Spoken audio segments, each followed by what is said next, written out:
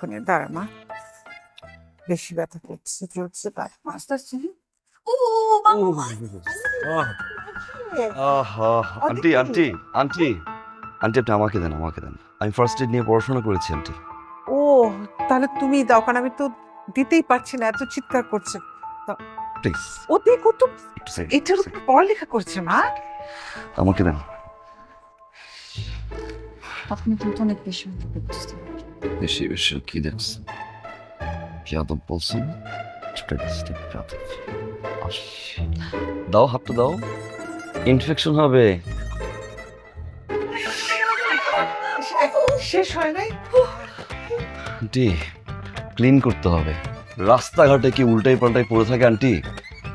আপনি আমাকে বলেন,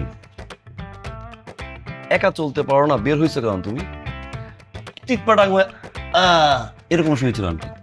বাবা নতুন জায়গা তো ওর দোষ নাই, ও তো কাউকে চেনে না জানে না, তুমি ওকে একটু দেখে শুনে রেখো। সেটাই আন্টি, আমারই দেখে শুনে রাখতে হবে। চিন্তা করো না, দেখি ইনফেকশন হবে, ইনফেকশন হবে, ইনফেকশন হবে।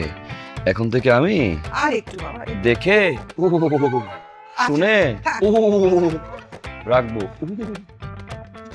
থাক থাক বাবা বলেছি।